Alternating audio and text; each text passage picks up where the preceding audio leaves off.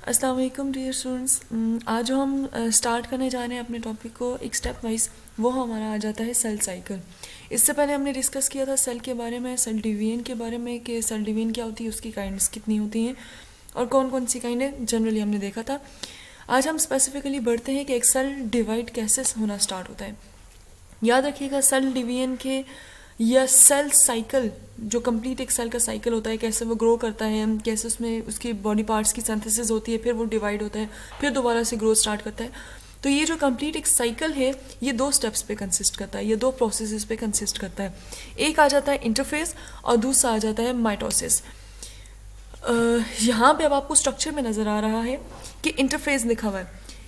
ये जो इंटरफेज है ये स्टार्ट हो रहा है या ये फर्दर कंसिस्ट करता है 3 सब फेजेस पे। हमने ये कहा कि जो सेल साइकिल है वो 2 मेन फेजेस पे कंसिस्ट करता है, एक इंटरफेज और दूसरा mitosis.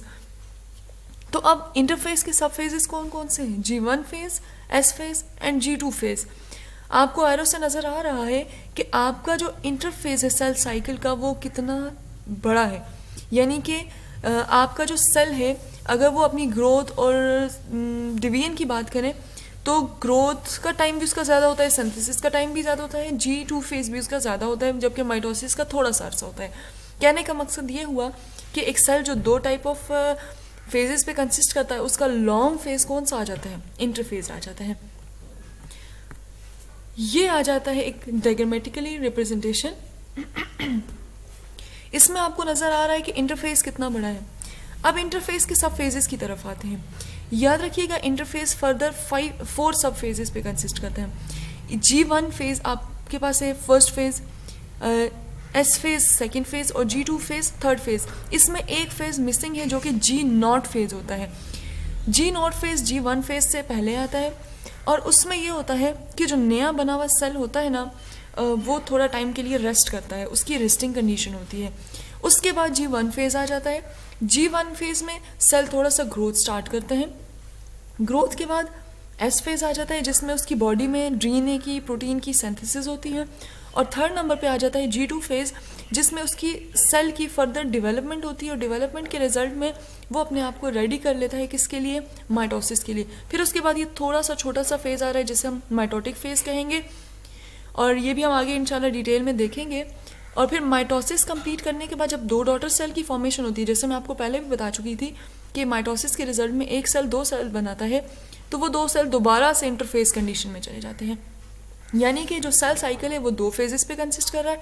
First phase is long phase जिसमें G0, G1, S and G2 phase आ जाता है। ये G जो है ये गैप के लिए रिप्रेजेंट कर रहा है और साथ ही ग्रोथ के लिए रिप्रेजेंट कर रहा है, जबकि S जो है वो सिंथेसिस के लिए रिप्रेजेंट कर रहा है। ये भी आपके पास एक डायग्रामेटिक रिप्रेजेंटेशन है जिसमें आपको स्पेसिफिक होकर बता दिया गया है कि इंटरफेज में G1 फेज है, ग्रोथ फेज है, S फेज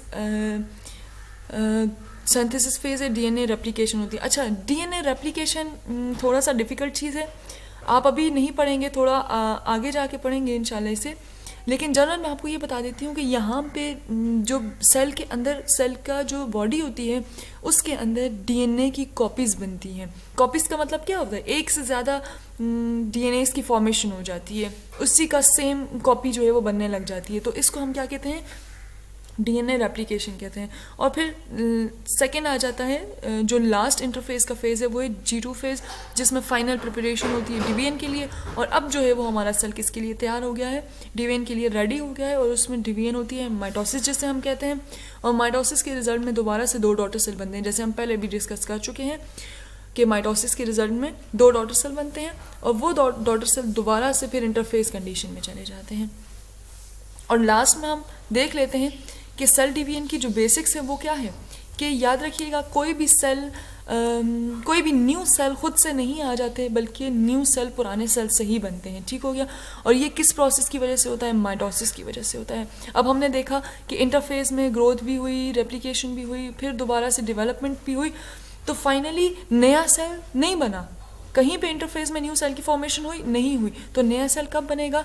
जब वो माइटोसिस उसके अंदर होगी सेल के अंदर और एज अ रिजल्ट माइटोसिस के न्यू डॉटर सेल्स की फॉर्मेशन हुई। जैसे यहाँ पे भी क्या हुआ? माइटोसिस हुई, डिवीजन हुई और 2 डॉटर सेल्स बन गए। Thank you. यहाँ तक हमारा टॉपिक एंड हो जाता है। इसके बाद हम इंशाल्लाह डिस्कस करेंगे माइटोसिस।